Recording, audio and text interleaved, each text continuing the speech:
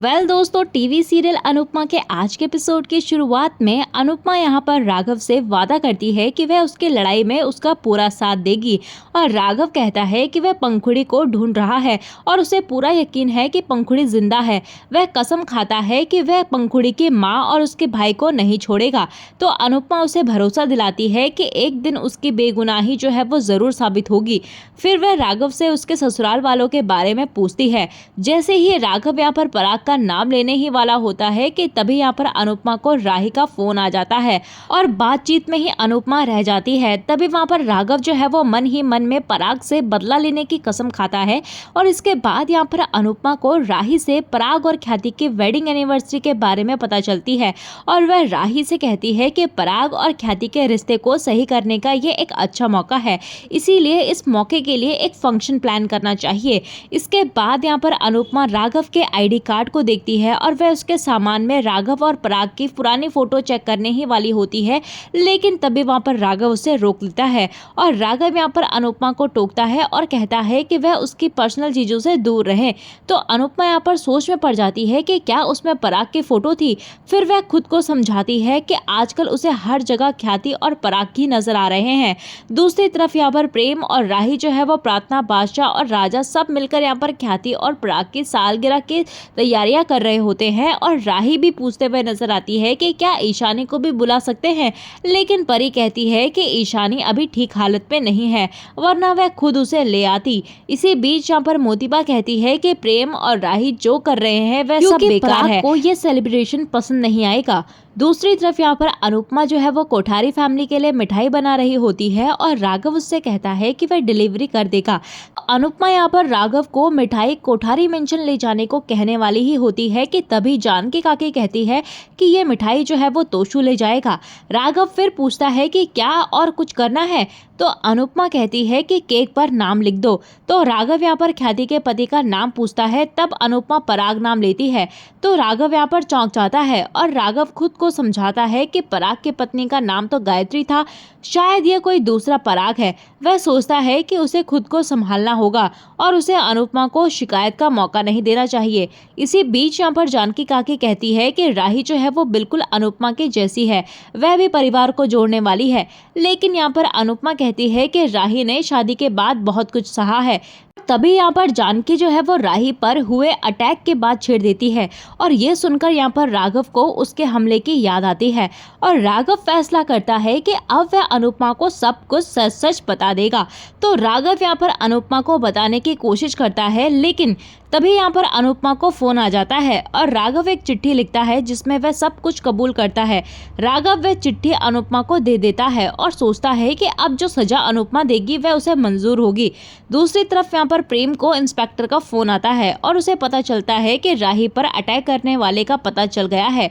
यह सुनते ही राही भी उसके पास आती है। इंस्पेक्टर बताता है कि ये तो उन्हें पहले से ही पता है कि अटैकर जो है वो जेल से भागा हुआ कैदी था, लेकिन अब उसकी पूरी जानकारी ही जल्द ही मिलने वाली है। तो प्रेम कहता है कि उसकी जानकारी मिलते ही वह उसे तुरंत सूचना दे, पूरी खबर दे। तो राही यहाँ पर घबरा जाती है और प्रेम उसे सांत्वना देते हुए कहता है कि तुम्हारे मन में जो डर बैठा हुआ है वह आज खत्म होने वाला है। तो राही कहती है कि मुझे बस ये जानना है कि उसकी मुझसे क्या दुश्मनी थी और वह मुझे क्यों मारना चाहता था। तो प्रेम कहता है कि चिंता मत करो, आज सब कुछ सच सच पता चल जाएगा। तो राही यहाँ पर फैसला करती है कि अब भी इस बारे में अनुपमा को कुछ न बताएं। राही को उस हमले की याद आती है और वह घबरा जाती है। तो प्रेम उसे तैयार होने के लिए कहता है और कहता है कि आज तुम्हें मैं तैयार करूंगा। राही हैरान होकर कहती है कि तुम तैयार करोगे। प्रेम ब्यूटी पार्लर वाले की तरह यहाँ पर नाटक करता है और राही उसकी बातों में हंसने लगती है। इसके बाद हम देखते हैं कि प्रेम जो है वो राही का मेकअप करता है और उसे तैयार करता है।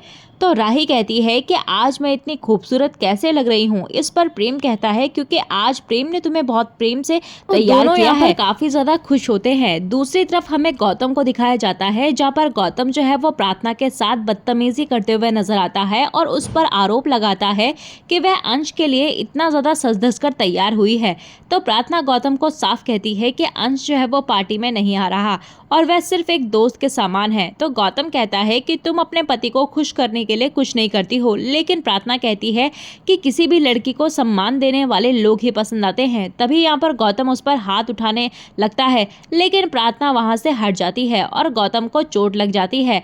तो प्रार्थना कहती है कि आपके कर्मों का फल आपको मिल गया। तो गौतम कहता है कि ये सब राही का असर है, मैं तुम्हें और राही को सबक सिखा के रहूंगा। दूसरी तरफ यहाँ पर प्रेम को दिखाया जाता है, जहाँ पर प्रेम जो है वो आर्यन से पार्टी में शामिल होने को कहता है, लेकिन आर्यन उसके बात को नजरअंदाज कर देता है। तो प्रेम यहाँ पर ख्याति की तरफ से खुद माफी मांगता है, जिससे कि आर्यन का दिल थोड़ा पिघलते हुए दिखाई देता है। दूसरी तरफ यहाँ पर पाखी को चिंता होती है कि ईशानी को कोठारी मेंशन ले जाना सही होगा। किंजल भी तय करती है कि उसे गौतम से मिलकर अपनी जॉब जो है वो सिक्योर करनी होगी। तो बापूजी यहाँ पर शाह परिवार को साफ कहते हैं कि वहाँ कोई गलती मत करना और कोई तमाशा मत करना। ये दूसरी तरफ हमें अनुपमा और ख्याति को दिखाया जाता है, जहाँ पर वो दोनों के दोनों कार में बैठकर आ रही होती हैं और अनुपमा राघव की चिट्ठी पढ़ने ही वाली होती है, लेकिन तभी वहाँ पर ख्याति कहती है कि वह पार्टी में जाने के लिए बहुत ही ज्यादा नर्वस है। तो अनुपमा उसे समझाती है और उसे हिम्मत देती है। इधर सभी जो है वो ख्याति और पराग के आने का इंतजार कर रहे होते हैं। तो राही यहाँ पर प्रेम से कहती है कि अटैकर को लेकर ज्यादा मत सोचो, आज सिर्फ पार्टी पर ध्यान दो। इसके बाद यहाँ पर ईशानी जो है वो राजा को इग्नोर कर देती है और कहती है कि उसे राजा से कोई बात नहीं करनी। तो पाखी यहाँ पर राजा से कहती है कि आजकल ईशानी काम को लेकर परेशान रहती है, इसीलिए ऐसा बोल रही है। दूसरी तरफ यहाँ पर माही जो है वो आर्यन की टक्कर हो जाती है और माही आर्यन से बात करती है और उसे एक बार फिर से राही के खिलाफ भड़काती है। और माही कहती है कि राही को पावर चाहिए और आर्यन के आने से अब हर चीज बढ़ चुकी है, इसीलिए वह आर्यन के खिलाफ है। इसी बीच यहाँ पर राही जो है वो माही और आर्यन को साथ में देख लेती है। दूसरी तरफ यहाँ पर ख्याति जो है वो अनुपमा के साथ कोठारी हाउस पहुंच जाती है और इसी बीच यहाँ पर अनुपमा के हाथ से राघव की चिट्ठी मिठाई के बैग में गिर जाती है और वह दोनों अंदर आती हैं और सभी उन्हें देखकर काफी खुश होते हैं। ख्याति यहाँ पर मोतीबा के पैर छूती है, लेकिन वह उसे आशीर्वाद नहीं देती। तो प्रेम यहाँ पर मिठाई वाले इंतजार कर रही होती है। तभी उसे राघव की चिट्ठी मिलती है और वह उसे खोलने ही वाली होती है कि तभी उसे एक आवाज आती है और उसका ध्यान भटक जाता है। उसे पता चलता है कि बादशाह ने गलती से पटाखा फोड़ दिया था। अनुपमा कहती है कि ये तो धमाकेदार शुरुआत है। तो मोतीबा यहाँ पर कहती है कि पराग जो है वो अभी तक नहीं आया है और वह नहीं आएगा। तो आर्यन भी कहता है कि उसने पराग को फोन किया था, लेकिन उसने फोन नहीं उठाया, इसका मतलब वह नहीं आएंगे। तो गौतम भी यहाँ पर उनके बातों से सहमत होता है और मोतीबा यहाँ पर ख्याति से कहती है कि हम शायद तुम्हें माफ भी कर दे, लेकिन पराग और आर्यन तुम्हें कभी माफ नहीं करेंगे, इसीलिए बार बार यहाँ आकर माफी मांगना बंद कर दो। तो ख्याति यहाँ पर दुखी होकर वहां से जाने लगती है। अनुपमा उसे रोकती है और कहती है कि उसे पूरा विश्वास है कि पराग जो है वो जरूर आएगा। तो ख्याति कहती है कि मुझे नहीं लगता कि पराग जी आएंगे और हमारी एनिवर्सरी मनाई जाएगी। तभी यहाँ पर पराग कहता है कि क्यों नहीं मनाई जाएगी। तो ख्याति यहाँ पर पराग को देखकर खुश हो जाती है और मोतीबा और आर्यन जो है वो हैरान हो जाते हैं। तो पराग के आने से सभी खुश हो जाते हैं और इसी के साथ एपिसोड खत्म हो जाता है। तो दोस्तों, आपको क्या लगता है कि जब अनुपमा को पता लगेगा कि राघव ही वो अटैकर था जिसने राही पर अटैक किया, तो आपको क्या लगता है कि अनुपमा उसे माफ कर पाएगी या नहीं? हमें कमेंट सेक्शन में जरूर बताइएगा।